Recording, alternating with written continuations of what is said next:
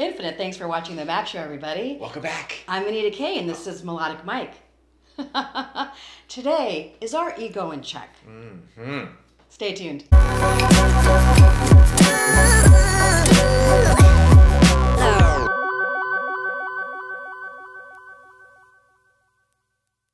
MelodicMic. A healthy ego, how important is that? Very important if you really want to be happy in life. Why is that? Self-assurance. Yeah. Confidence. I agree. Sex appeal. Ooh. All the things that we find ravishing in another person. Well, maybe just me. I don't know. I agree. It definitely generates like a dynamic around our self-esteem. Mm-hmm. It builds our self-esteem. It promotes our self-esteem. And we can use it to channel strengths, opportunities, in all areas that we want to move forward. As we say here at the Mac Show, we want you to be the action. Mm-hmm. So I think a healthy-minded ego really promises self-gratification and fulfillment. Yeah. Simple as that. It's as simple as that. But some people do take it overboard. And okay. We know some of these people, but we're not focusing on that because it's very easy to see when someone's very egotistical and is very self-centered.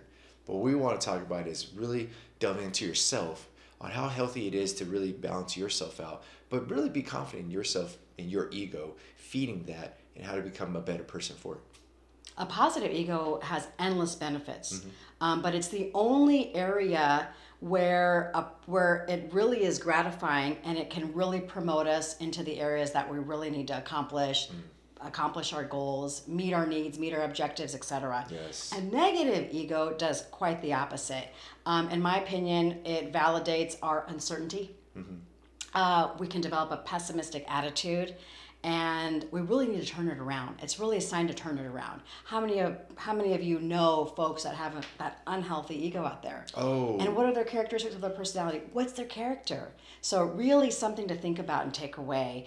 But I think there's 3 very simple things that we can incorporate today to help promote and build a healthy ego. Right. And more importantly, to sustain it. Okay. Number 1.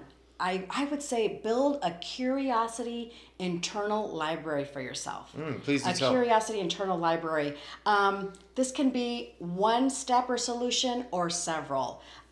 Books, videos, public speaking, education, work, good friends, traveling, a lot of different areas. Hobbies can promote this. So really building on a level of mental curiosity in a positive way where you're really adding to that in your mental library. Yeah. Okay. Look at all these nuggets that she's talking about. Yeah. Things that you want. And they're things that you can choose. There's really no right or wrong, but things that you can choose and develop and incorporate, so you'll start building that healthy ego to the fashion that it needs to be. Actions of giving back. Actions of giving back. I don't think there's anything that feels more rewarding than that. Acts of service, acts of kindness. We see it in all of our lives every single day. Right. But it really can hold a positive ego and sustain it for long periods of time. So actions of giving back. And I would say the number 3 is stay in gratitude and a growth mindset.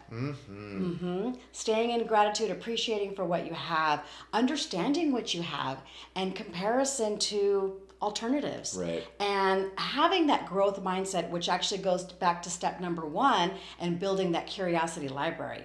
And if you keep that in mind, your library is going to be pretty full with all kinds of resources, and I'm sure people in your network are going to want to take a piece of that and check out some of the resources that you have within yourself. Yeah, what you're doing is you're just building yourself up, and you continuously put things in to, fill up your soul in order to do the 3 things that Anita just mentioned.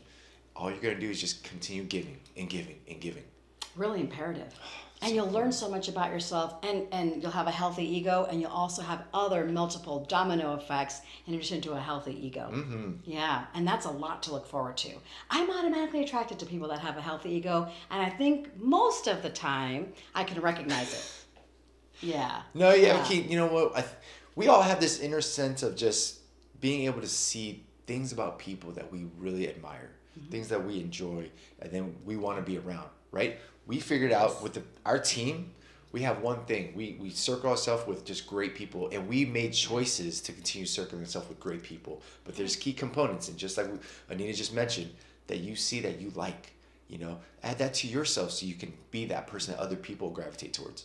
So be a building block of wealth and information, and be addicted to a healthy ego. Yes. Great. What do you guys think? Let us know. Comment below, subscribe, Yes. I think it's here or over here, wherever it may Yeah. be. But we want to know what you think. Is your ego in check? How good is it? What are certain things that you believe that really just make you and the people around you stand out about your ego? Do share. We look forward to hearing from you. And here's to healthy egos. Melodic Mike. Anita K. Until next time. Melodic Mike. Don't miss our next episode here on The Mac Show.